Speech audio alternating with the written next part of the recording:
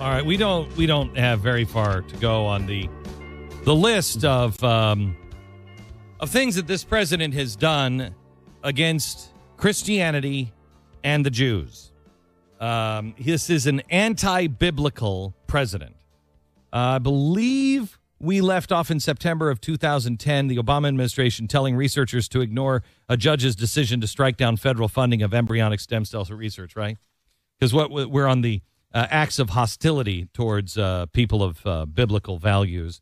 Then we have February 2011, Obama directs the Justice Department to stop defending the Federal Defense of Marriage Act. March 2011, Obama administration refuses to investigate videos showing Planned Parenthood helping alleged sex traffickers get abortions for victimized underage girls. 2011, Obama allows homosexuals to serve openly in the military, reversing a policy originally instituted by George Washington, 1778. September 2011, Pentagon directs that military chaplains may perform same-sex marriages at military facilities in violation of the Federal Defense of Marriage Act. October 2011, the Obama administration eliminates federal grants to U.S. Conference of Catholic Bishops for their extensive programs that aid victims of human trafficking because the Catholic Church is anti-abortion. Now we go into the next chapter, which is acts of preferentialism for Islam. May 2009, while Obama does not host any National Day of Prayer event at the White House, he does host the White House dinners in honor of Ramadan. April 2010, Christian leader Franklin Graham is disinvited from the Pentagon's National Day of Prayer event because of complaints from the Muslim community. April 2010, Obama administration requires rewriting the government documents and a change in administration vocabulary to remove the terms that are deemed offensive to Muslims, including jihad, jihadist, terrorist, radical Islamic, etc. 2010, August, Obama speaks with great praise of Islam and condescendingly of Christianity. August 2010, Obama went to great lengths to speak out on multiple occasions on behalf of building an Islamic mosque at Ground Zero, a new mosque, while at the same time he was silent about a Christian church that is being denied permission to rebuild at that location. 2010, while every White House traditionally issues hundreds of official proclamations and statements on numerous occasions, this White House avoids traditional biblical holidays and events, but recognizes major Muslim holidays as evidenced in 2010 with their statements on Ramadan, Eid ul-Fitr, Hajj, and Eid ul-Adha, which is my favorite. I'm decorating my tree for that now. I was called Edward all. October 2011, Obama Muslim advisors, did you even hear about this? Obama's Muslim advisors block Middle Eastern Christians' access to the White House. February of this year, the Obama administration makes apologies for the Korans being burned by the U.S. military. But when Bibles were burned by the military, numerous reasons were offered by the White House on why it was the right thing to do. Is this a problem? I've got page after page after page. You read this and all of the footnotes available. It's at theblaze.com right now. At theblaze.com. I mean, you couldn't even make it through the entire hour reading one sentence per thing. No commentary. No. No commentary, just reading them 38 minutes. That's amazing. Yeah. It's amazing when you hear them back to back to back to back to back like that. I mean, it really does make a case. This is why Americans, you have very little time to wake up. You have very little time to wake up. You've got to wake up in your own. Does this go back to why they? Let me ask you guys. What were they the most vitriolic on? Out of all the things that we've exposed, out of all the things that we've done, name the top couple that come to mind where you're just like, whoa, look at them come out of the woodwork. Soros was probably number one. Yeah, they were fired up about that. Jeez, it's hard to rank these, though. I mean, what was the thing that we exposed that really had them come out? The gates of hell opened up against us. How many times? I mean, the gates have been opened many times. Many times. But one that was surprising, I thought. Well, you're looking for one in particular. Yeah, I'm looking for one that's related to religion.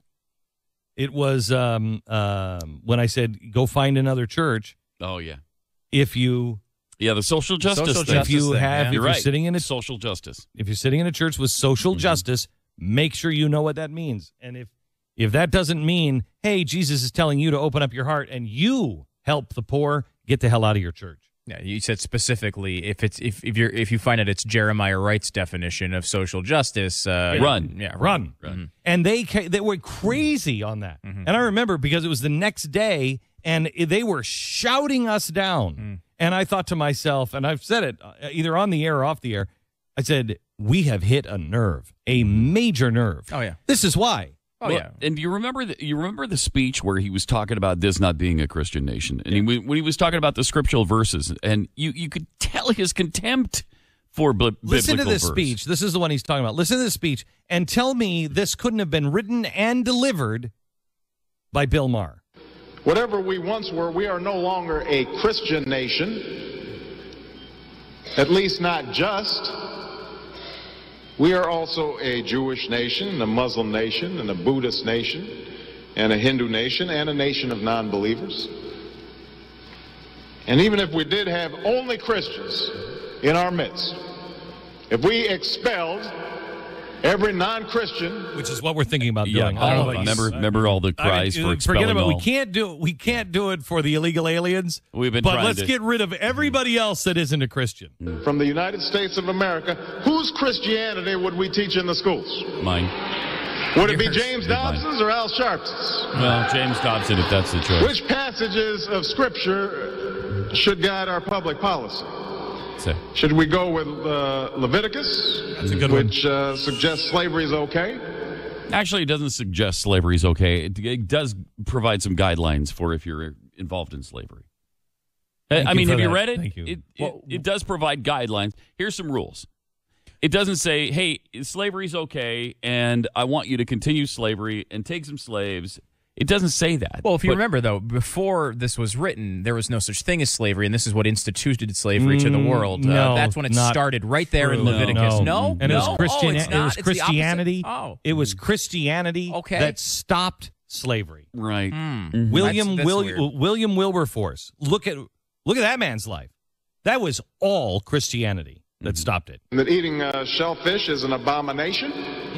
That's a good Or one. we could go with Deuteronomy, which suggests stoning your child if he strays from the faith. I've thought about that one. Or should we just stick to the Sermon on the Mount? A passage that is so radical that it's doubtful that our own Defense Department would survive its application. This is Bill Maher. Mocking tone. Absolutely. Taking things out of context. This guy doesn't understand what it's really all about. And look who he mocked. He mocked the Christians and the Jews. Yep. People of biblical faith. We are a Judeo-Christian nation. He sees that as the oppressor. The Jews are oppressing the Palestinians. The Christians have oppressed the Indians and the African Americans. All of that. He doesn't even look at the words of Martin Luther King. He's got a frickin' statue of Martin Luther King in the Oval Office, and he's got one of the little books from Martin Luther King from August 28. I suggest, Mr. President, you read a little Martin Luther King. You read his sermons. You come back to me with your contempt for Christianity. This guy is anti-biblical. He's anti-biblical. And if you don't argue with me, you take the 12 pages of evidence and you go through all of the footnotes and you tell me, you make the case that that's wrong. I think you just read those 12 pages. It's beyond a reasonable doubt. And here's the problem. What will be reported in some stupid headline is, Glenn Beck says Barack Obama's anti-biblical. And they will cite none of the 38 minutes worth of examples we just gave. Let me say it again. None. Let me say it again so they don't get it wrong. Barack Obama is an anti-biblical president. Period. He's an anti-biblical kind of guy. Well, he's been, certainly. He is anti-Christian, anti-Jew, as the way anyone in reality would actually define being anti-Jew, anti-Christian. And not in his words. Oh, no, his words. No. But in his deeds. Look at the 12 pages. Look at the 12 pages. Look at the footnotes. You explain it any other way. Explain it. Yeah, I mean, a lot of this. I mean, you look at one thing on that list. A lot of times, you could say, well, that's maybe it's not there. Maybe he made that decision for another reason. It does seem that he falls on the same side of these things over and over and over again. And even when you listen to that speech, it's not a guy.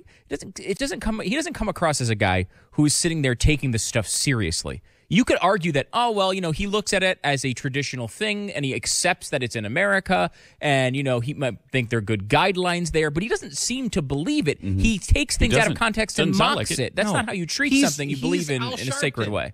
Al Sharpton is irreverent. Mm-hmm. Really? I know. Really? Is he now? Really? Okay.